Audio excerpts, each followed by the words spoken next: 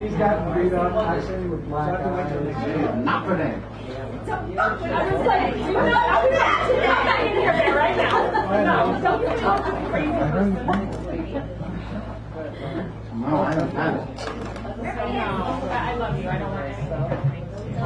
I pulled you inside and got you out of the Well, we want to thank the impromptu poetry we just heard. It was a one-man show. A one-man show. Thank you so much. Everybody's mad. A man? No, dear, not me. No, it's the world. Oh, the world, yes. The world is what it is and shall be what it shall be. And now, as we move forward into the future of untrammeled trembleness, Poetry. The world of a new person is going to be on this mic in a moment. Now, Ingrid here, I get to brag a little bit here about Ingrid. I've only known her for, I think, 7, 8 years, something like that, 9 years, something. And over the years, Oh, that's what I Way said. back from Club Deluxe. Yes, Club Deluxe. Bird party, way back. Always amazing. I listen, I hear, I take things in, the imagery goes all over the place to different places, it's orchestrated, it's beautiful, the language, the vocabulary is incendiary. Ha! Eat my fucking finger. Yeah. Ooh. That's exciting. I thought he did. Yeah. Come back. Sometimes it is worth it, trust me. Yeah. Well, the man is a nice man trying. He's looking for a black eye. Anyway, I was going to say thank you, Ingrid. All right, well, you know, hallelujah, I'm a bum, hallelujah, bum again. Ingrid, Come on. we love you, come on up here, knock it out, do your best, you can do it. You're the kind of person who can take anything and bring it to a new level, and you are certainly challenged in that way this evening. Thank you so much. The beautiful, the wonderful, the happy, the good, the talented, the marvelous, and magical Ingrid Keir before your very eyes. Tonight, hello? Hello. The plug. Hot mic. That's okay, projected. Oh, put it back in. As if we need more. So this shenanigans is reminding me of November 2008, which was when we were, how many of you were with us on November 2008 for the Obama McCain situation? Jimmy. Okay, so I think what we need to do right now is close our eyes. Can we just close our eyes for a moment? You can do it. Can you close your eyes for just a minute? No? Okay. Or leave your eyes open. And let's just take a collective breath.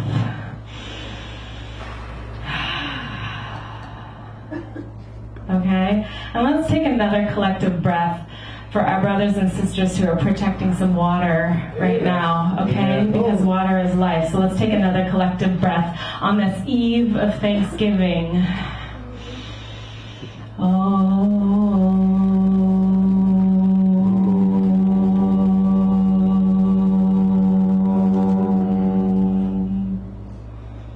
Okay.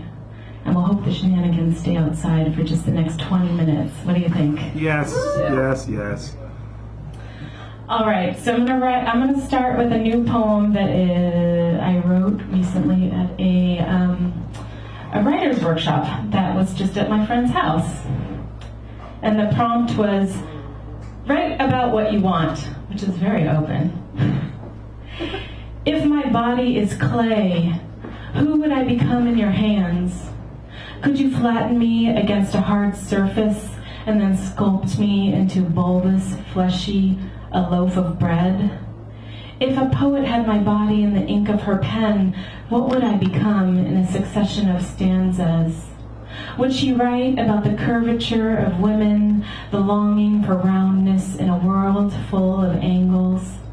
Would she lament the descent of the peach butt, erased from the iPhone, no longer an emoji. If I could be molded by words which would make the most of my still to be formed flesh, who would gawk as I tried to gain my sea legs? Could I reverse the sharpness of the gaze? Would I be followed by prisms of haunting, or would I be followed by the charisma of unwashed laundry?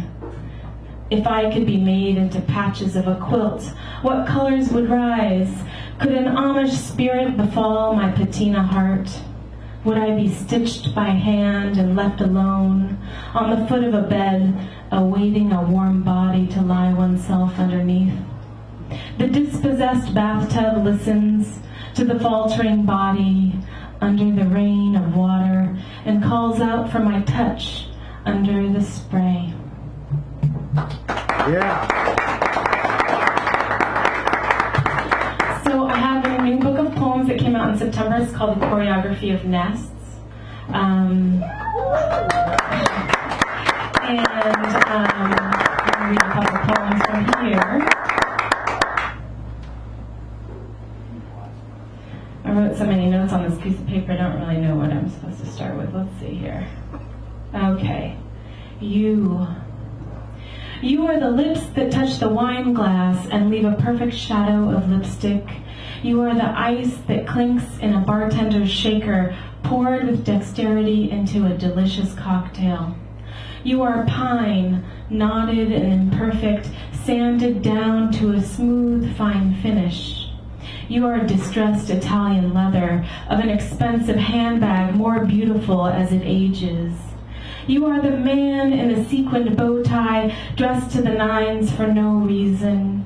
You are the woman who breaks the glass ceiling with her tits in a push-up bra.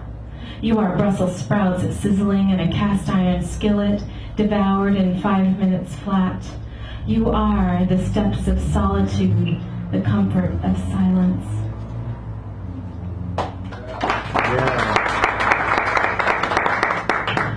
So a lot of this book is about loss, which is pretty universal. So here's a pro tip. If you're going to talk about your ex, you might want to block them or unfriend that person from social media, because you can potentially get in trouble when you post your poems. So I posted this poem in the half-written form and got into a little bit of trouble. But it's called Potential Book Titles. Cowards are us. You don't deserve context. Ethical slut. Cryptic messages. Radical honesty. Release the Kraken. The divorce diet. Getting to apathy. Phantom limb. Impulse control. Love's shadow. Advice for the wary. 24 moons. Epistolary convoys. Enough. The choreography of need. The choreography of crows. Impermanence. Crow's nest. The art of longing. Letters I can never send you.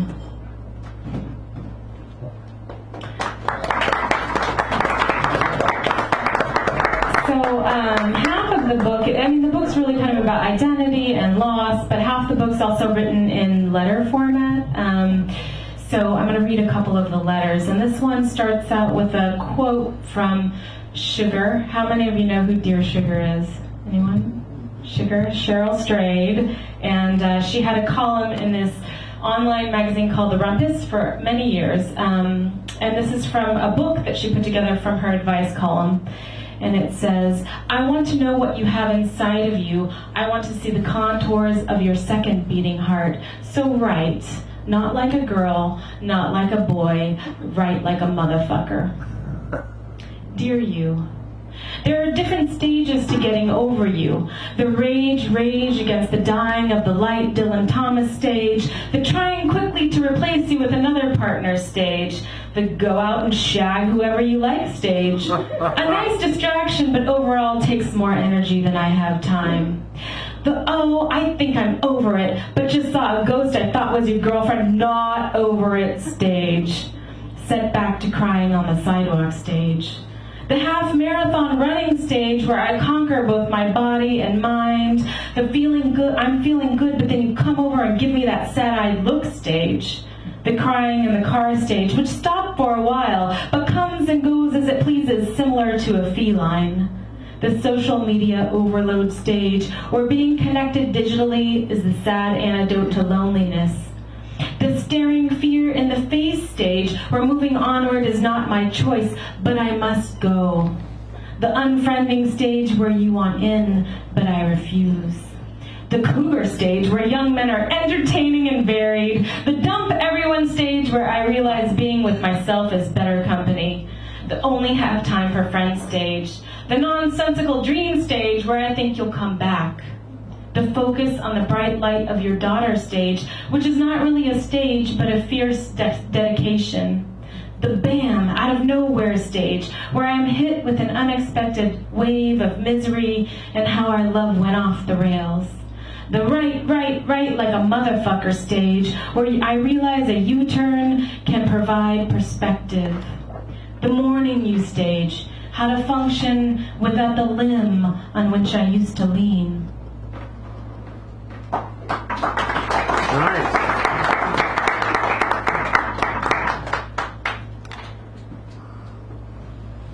Let's see here. This is great. This is absolutely great. Why, thank you, dear reader. Dear reader, to be obsessed with a sentence, the comma, the way it acts as a pause and a continuation, the anticipation of the next thought, this nasty sentence structure. Virginia Woolf, guru of this linguistic religion. Lately, I feel as if life is one long pause, one comma gouged deep in the page, a canyon of depth and width I cannot pass. How to continue? He lingers, an ellipsis, a comma. I desire finality. The red and green Christmas cheer, too much to bear. Sheer, unseen, he's forgotten what it's like to love me. Moved on to a lowly simulacrum. An interloping lunatic obsessed with art stars climbing the famed stairway. The dismissal of allegiance. The rest of the year resounds like a brass gong, then silence.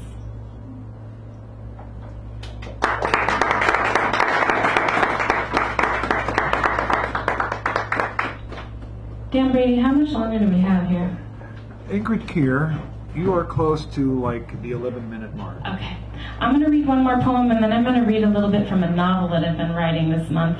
I've never read anything that's a novel in public, but I think it might be fun. So we're going to step outside of our comfort zone. Desire. I want the breeze to kiss the small of my back, to be serenaded by guitar along the stone border of my pulsing heart. Bring the colors of dawn so I know you are serious. Leave all things digital behind. I want courts, jasmine filled with sincerity. Give me your weathered, wrinkled, calloused hands. Let me trace the valley of erosion. I want to smell your conviction through times of loneliness and winter. You know the company a cup of warm tea can bring? Rings of a tree tell time. Emotional purgatory filled with ephemera. Photos and letters should be buried and burnt. I want a madrone, the migration of branches gnarled, roots deep, to go without, yet be able to live with a pulse, a prayer. I want to tell you my desires, but I haven't met them all yet. The fantasy of white sands, mouthful of pillows, lavender buds, the scent of fennel on an afternoon walk. I want a lover who knows the empty cat dish isn't all, to walk in the desert and see you as an oasis. Tumbleweeds, lizards, through the valley to the ocean, I ask the froth and foam to read my palms. Thank you. So I do have some books for sale, if anyone is interested in books, and I would be happy to sign them for you. So I should probably set this up a little bit. So I've been writing a novel, and it is about a couple of girls that are in the 90s, Okay, this is your setting. They're in the 90s, they're in San Francisco. One of them is a quasi-feminist, but pretty misinformed. She's probably 21. And we are in the club. As in the dance club. Yeah. So just give me a minute here, I have to find this one. It's fine here. Everything's beautiful. Okay.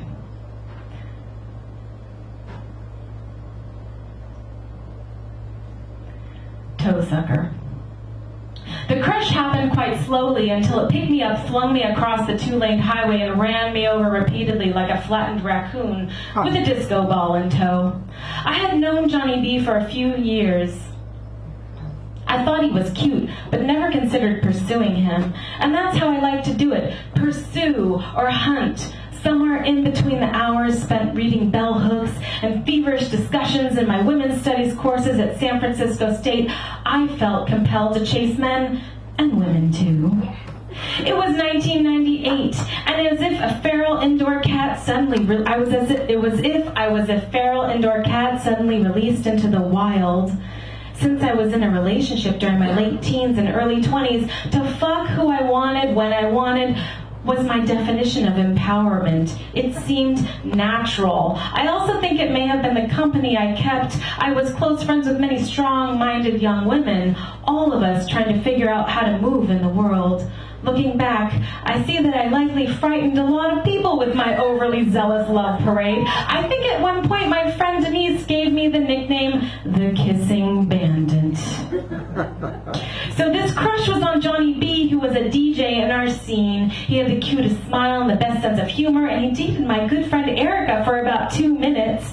But she was not feeling it and moved on pretty quickly. There's nothing like a broken heart to tether oneself to another longing soul. He made her a DJ mixtape. This was back in the day. If you got a mixtape, this was the ultimate compliment. It was a love letter of all love letters. It was a mode of turning an intangible energy into something heard the way you feel your way through the peaks and valleys of the life of a 20-something. My friend Erica told me that he'd made her this tape, and she left it in my car tape deck. The cover was a handwritten message that said, "DJ Johnny B, what will it be?" I listened intently to this man pour his soul out to her while driving to my job as an emergency room unit clerk. He had songs on there that was so pivotal to the underground house music scene. Oh my God, songs of heartbreak and open arms, gospel-like soul-filling beats. Songs, songs, songs, my heart swooned. Somehow I fell in love with a fucking tape and then obsessed over the tape maker. For weeks, I went to his DJ gigs at our local DJ bar. I didn't reveal my thoughts to any of my girlfriends. I simply showed up and danced my ass off. And then one night, I shared a glance with him. In exchange, he made a funny face at me when he noticed I was staring him down, drilling a hole in his third eye with my eyebrow raise. "What's up, doggy?" The nickname came from a friend's young son and stuck. "Hi, will you play me a song?" I smiled. "What do you want to hear?" "Is it all over my face? I'm in love dancing." "Do you want a drink?" "Yeah, how about some gin and grapefruit juice?" He gave me his drink tickets, and I went over to the bar and brought back a couple of drinks. I continued to dance the night away at our small DJ bar with the perfect disco ball, sticky floor, purse stashed behind the DJ booth, and after about 4 drinks, I decided it was time to make this crush into something real. I imagined kissing my friend Johnny B all night, and felt compelled and stoned enough to reveal my plans to my BFF Lila. Lila and I headed into the women's bathroom, and side note, you could enter the women's room from a small door that connected to the men's room if you wanted to have an unseen makeout session. You would never find me making out in that bathroom. It was foul, as in don't touch anything, hover over the toilet seat, and use a hand sanitizer instead of touching the sink. Foul. This was often the case with club bathrooms. They often rivaled the scent of a porta potty. Oh my God, I want to kiss him. Who? Johnny B. Doggy, do you think he's a little hung up on Erica still? I don't know. She doesn't give a fuck about him, though. She told me so. She's totally in love with that ass Anton who doesn't pay her enough respect. Anyway, I talked to her about it. She warned me about a small penis. But I don't care. Big ones scare me anyways. Doggy, get out there and get it. We left our impromptu meeting and exited to the dance floor. The silver specks of the disco ball had me disoriented, and in my own world, I closed my eyes and I danced. There is this thing that happens in some clubs. In real, music comes first, non-fist pump clubs. I'm talking about the tiny dance floor of the local DJ bar, or I'm talking about the big club where the girls show up in sneakers because they're about to get down on that floor. I'm talking about sweat and connection and spirituality. It's akin to church. Soul church. It is being entranced and being lifted into another realm by way of sweat and a common shared experience. The dance floor was and still is my beloved place of refuge. Then he played my song request. Now I know the rules. Requesting songs by DJs are generally frowned upon. It is annoying and disrespectful. However, I asked, and he played it. I wondered in my gin, juice, and THC rampant brain whether that meant that something was going to happen. I went up to the booth and flashed him a big smile. Loose joints, the song lyrics. Is it all over my face? I'm in love dancing. You got me, got me, got me. Love dancing. I stayed until the end of the night. This would be the point when the bar owner Lee would throw everybody out, but she would lock in a few regulars in a DJ's UK style. Lila came up to me. I'm going home, doggy. I'm tired. You okay? Yeah, let me see what happens. If nothing, then I'll see you at home. Do you have a condom? No. Lila gave me several condoms and a single packet of some brightly colored lube we got for free at the Pride Parade. And with that, I turned my attention toward Johnny Bay. I sauntered over to the bar and pulled up a bar stool next to him. Great set! Thanks for throwing that one in for me. It's a classic, my pleasure. I think Lee will kick us all out here in a few minutes. We are going to head to the Accelerate house and hang out. You want to come? Sure. Are you walking or did you drive 5 blocks? We can cab it. I don't want to walk up the hill carrying all this vinyl. There's a few of us. It should be a cheap cab. Keep going? Okay. Accelerate was a music magazine where Johnny, Hawk, and Drew all worked. There are also roommates along with Becca, who was Drew's girlfriend. They started this magazine, which was more of a zine when it started, but it was so successful that it turned into a full-print music magazine, highlighting all the goings-on in the underground dance music scene. These people were super fun to hang out with because they were intelligent and hilarious and liked to party. I jumped in a cab with Johnny, Becca, Hawk, DL, and Drew. We had to sit on laps because there were so many of us. The cabbie allowed us to do this because it was a minivan.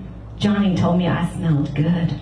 I thought to myself, I'm so glad I put that China Rain on in the bathroom. Can you put on KMEL? I had to ask. The cabbie laughed and said, okay, Dougie, since when do you like KMEL? It's my covert indulgence since I was in 7th grade, and since K-Sol doesn't exist anymore, now I listen to KMEL. I can get down with some Albie, sure. Yeah. They were playing a late-night hip-hop mix, and we sang along to EPMD's You Gots to Chill.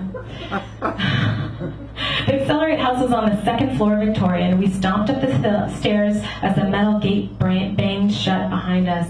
They actually had a living room, which was a rarity in a lot of these houses. Many of my friends had 5 or 6 roommates, especially if there were couples involved, and often there was no common living space.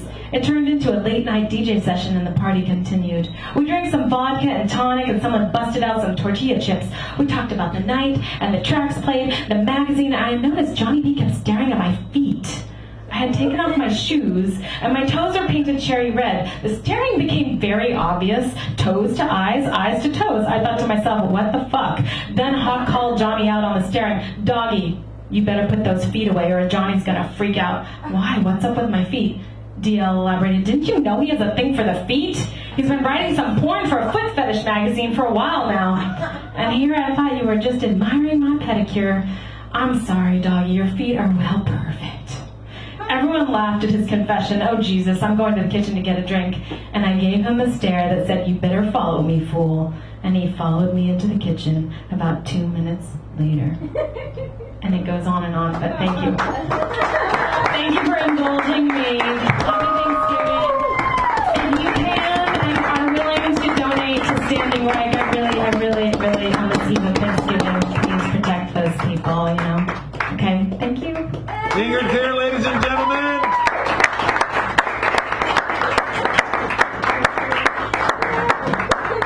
Now that's pros. Alrighty, hooty doody for pretty tooty.